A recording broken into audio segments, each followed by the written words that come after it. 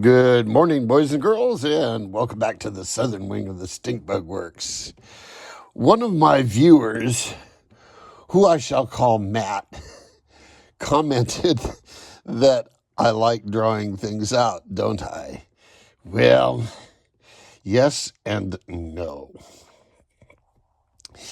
If this little puppy came with something like this called assembly instructions, and it had nice little pictures in here of all the parts and how the parts glue together and yada yada yada and so forth, then this would be a piece of cake. But since I'm doing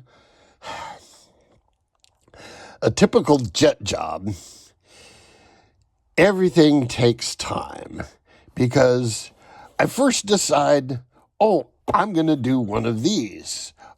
In order to do that, then I'm going to need this part. Let me go back to my parts bins. Oh, crap. I don't have that part.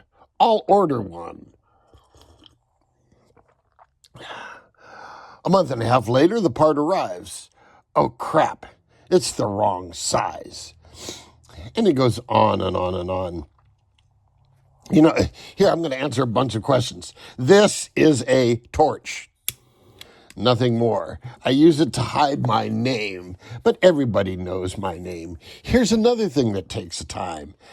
Steve makes motors one at a time for whoever. And in fact, that's the date that he made the motor. This was 6 weeks in the waiting. And it goes on and on and on and on. And now it's going on with this because I determined that the precision was lacking on these 1/8-inch shafts. It just wasn't cutting it.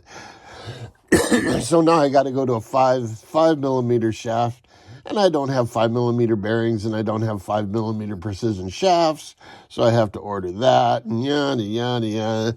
And then I don't have a 5 millimeter collet coupler, so I have to order one of those from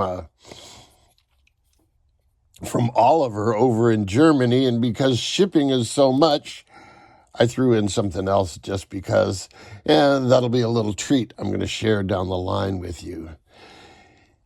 Here's some thinking that was going through my mind as I was building this thing, and I never really bothered sharing it with you because I'm sure a lot of you would raise an eyebrow at it. But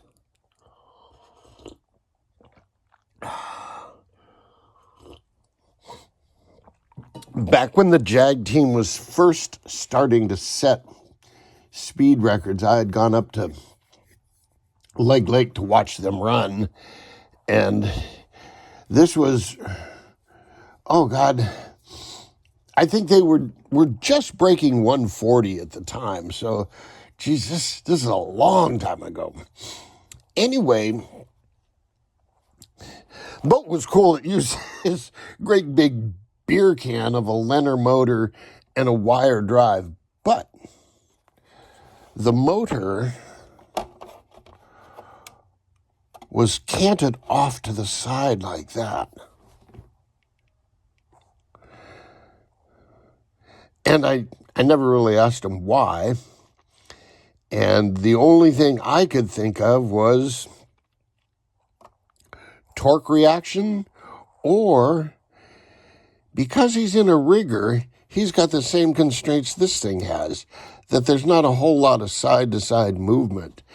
And if you want to get the prop shaft off to one side to counteract prop walk, and you can't physically move a parallel motor enough to achieve that, you can achieve it by cocking the motor. And think about it. Where do I have something that would like a stuffing tube with a single bend in it? Doesn't really matter which way it's facing, right?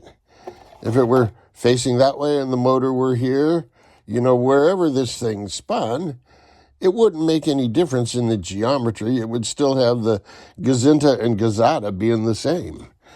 So because of the way this is working out, the further forward I get, it becomes narrower and narrower, and it forces the motor over this way. But I do have the space. I could put an angle in that and push it up even further. Fascinating, huh? What do you guys think of? They even ran slot cars called angle winders for a while. I don't know what the thinking of that was. Again, some torque reaction would be my best guess. So that's what I'm thinking. And yeah, Matt, I am drawing this out. I don't want to draw it out. I want to run the damn thing, because this is going to be one of those, for the sake of a better word, ironcladded halls. I'll be able to hit Christmas trees and hurt the tree. So, yeah, this carbon hull from MHZ, especially in such a small package, this thing is solid. I mean, it's solid. I won't have any worries with it. One other thing, I kind of flashed this at you. I came across a unicorn. I found a unicorn, and I'm going to share it with somebody sometime. This is March 2004. I think that was right about the time the Doug Campbell Classic Hydro went out of production.